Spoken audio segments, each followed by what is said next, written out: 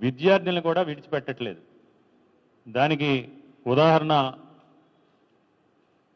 YSR Congress party Visakhapatnam జిల్లా విద్యార్థి విభాగం అధ్యక్షుడు కొండారెడ్డిని అరెస్టు చేసి మీడియా ముందు ప్రజెంట్ చేసిన తీరు, కొండారెడ్డి అరెస్టు గురించి ఐటీడీపీ కానీ తెలుగుదేశం సోషల్ మీడియాలో కానీ తెలుగుదేశానికి సంబంధించి ఎల్లో మీడియాకి సంబంధించిన టీవీ ఛానల్స్లో కానీ పత్రికలో వచ్చిన కథనాలు కానీ నిదర్శనం. ఇంటి ఈ రాష్ట్రంలో గత 17 నెలలుగా ఈ చేతగాని అసమర్థ ప్రభుత్వం చేసే తప్పులను కానీ ఎన్నికలకు ముందు వీరిచ్చిన హామీలన్నీ కూడా విస్మరించి ప్రజలిచ్చిన అధికారాన్ని దుర్వినియోగపరిచి ఈ రాష్ట్రాన్ని పరిపాలించడంలో విఫలం చెందారు, ప్రజల్ని మోసం చేశారు, ప్రజల్ని వంచారు అని న్యాయబద్ధంగా ప్రజాస్వామ్యతంగా ఈ ప్రభుత్వం చేస్తున్న తప్పులపైన ఎవరు ఎత్తి చూపినా, ప్రభుత్వం చేస్తున్న అన్యాయాల్ని అక్రమాలని ఎవరు ప్రశ్నించినా పోలీసు వ్యవస్థను వారి చేతుల్లోకి తీసుకుని కుట్రలు కుతంత్రాలు చేసి ఈరోజు నోరు నొక్కే ప్రయత్నం చేస్తూ ఉన్నారు.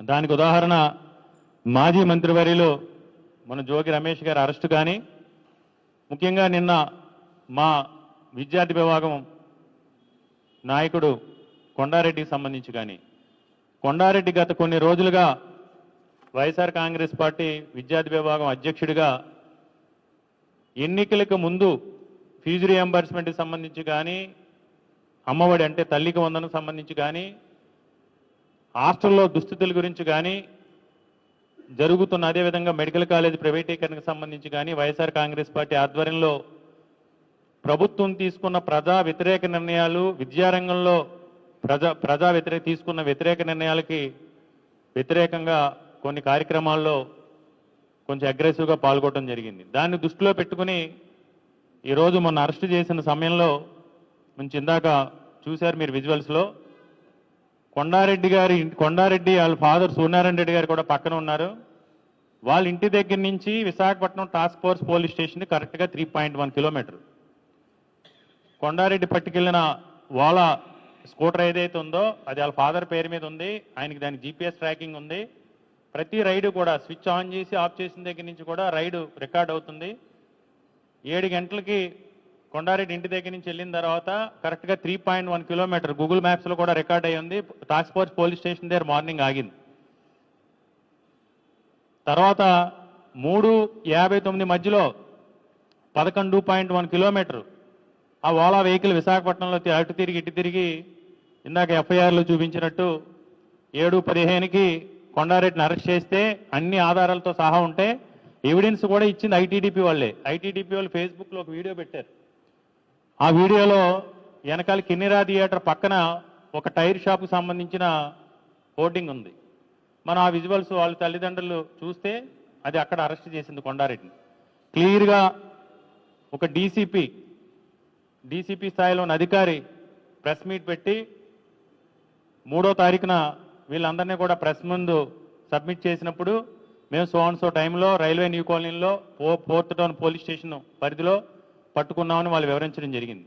అంటే పూర్తిగా ఈరోజు పోలీస్ యంత్రాంగం మొత్తం కూడా టీడీపీ సోషల్ మీడియా కోసం, ఐటీడీపీ కోసం పనిచేస్తున్నట్టు, మీరేమో అరెస్ట్ ఏమో 4:30 నుంచి 6 మధ్యలో జరిగిందంటారు. ఇలా 11:35 నుంచి టీవీ ఛానల్స్లోని లేకపోతే సోషల్ మీడియాలోని కొండారెడ్డి అరెస్ట్ అని పోస్టులు పెట్టి మా పార్టీలో ప్రముఖంగా ఉన్న ప్రజల్లో పేరు ప్రఖ్యాతులు ఉన్న నాయకుల గురించి వాళ్ళ ఫోటోలతో అటాచ్ చేసి చూపిస్తూ ఉంటారు. సరే, ఇప్పుడు మీరు చూసుకుంటే ఈ ఎఫ్ఐఆర్ రిపోర్ట్తో అయిపోయిన తర్వాత మీడియా సమక్షంలోనే డీసీపీ గారు ప్రజెంట్ చేశారు. అయిపోయింది, కోర్టుకు వెళ్ళారు. జడ్జి గారు ఏమన్నారు మీ అందరికీ తెలిసే ఉంటుంది.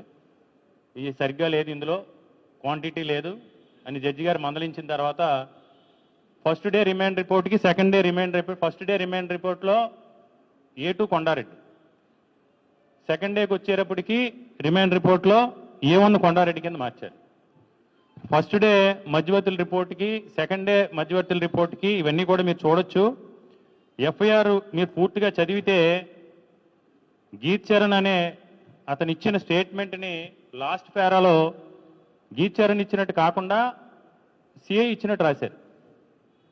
అంటే దీని మీద పోలీసులు కూడా ఎంత కన్ఫ్యూజ్ అయ్యారు, ఎంత ఒత్తిడితో ఈ కేసు పెట్టించారు, ఎఫ్ఐఆర్ రాయించారని నిదర్శనం ఏంటంటే ఎఫ్ఐఆర్ కాపీని థర్డ్ పేజ్లో మీరు క్లియర్గా చదివితే ఆ స్టేట్మెంటు గీర్చారంది. కానీ మధ్యలో ఒక 4 లైన్లు సిఐ స్టేట్మెంట్ కింద రాశారు. అందులో ఏదేమైనా వైఎస్ఆర్ కాంగ్రెస్ పార్టీ పైన ఏదో లోకేష్ పెద్ద డ్రగ్స్ వద్దు బ్రో అని దీన్ని పూర్తిగా తప్పుడు కేసులు పెట్టి చేతకాక వైఎస్ఆర్ కాంగ్రెస్ పార్టీ ప్రతిష్టను దిగజార్చాలని, వైఎస్ఆర్ కాంగ్రెస్ పార్టీ మీద బురద జల్లాలని ఈ డ్రగ్స్ సంబంధించి గత కొన్ని రోజులుగా జరుగుతున్న ప్రచారాన్ని మనం చూసాం. ఈరోజు మీడియా మిత్రుల ద్వారా హోంమంత్రి గారిని కూడా ఇందాక అమర్ గారు చెప్పినట్టు వాస్తవాలు తెలుసుకోకుండా, వాస్తవాలు మీ పోలీసు వ్యవస్థ, మీ పోలీసులు ఏం చేశారో, ఏ టైంలో అరెస్ట్ చేశారో కూడా మీరు తెలుసుకోకుండా మీ ఐటీడీపీలో, మీ టీడీపీ సోషల్ మీడియాలో ఎన్ని గంటలకు విజువల్స్ వచ్చి తెలుగుదేశం పార్టీ ఆఫీస్ అఫీషియల్ పేజీలో కూడా ఎన్ని గంటలకు వచ్చిందో కూడా తెలుసుకోకుండా వైఎస్ఆర్ కాంగ్రెస్ పార్టీ మాఫియా, విద్యార్థి విభాగం మాఫియా, ఇది డ్రగ్స్ మాఫియా, మేము ఎన్ని చేసినా మేము కంట్రోల్ చేయలేకపోతున్నాం, డీజీ స్థాయి అధికారిని, ఐజీ స్థాయి అధికారిని ఈగల టీం పెట్టాం, వాళ్ళందరూ ఈగలు తోలుకుంటున్నారు అనే విధంగా ప్రజల్ని తప్పుదో పట్టించే ప్రయత్నం చేస్తూ ఉన్నారు. ప్రజలందరూ కూడా గమనిస్తూ ఉన్నారు. ఎందుకంటే ఆ తల్లిదండ్రులు ఎంతో వేదన చెందుతూ ఉన్నారు. ఈరోజు మీరు రాజకీయాలు చేయాలంటే రాజకీయాల్లో నాయకులతో, సమర్థవంతమైన నాయకులతో రాజకీయాలు చేయండి. ఎంతో భవిష్యత్తు ఉన్న విద్యార్థులతో ఆ కుటుంబాల్లో మనోభావాలు దెబ్బతినే విధంగా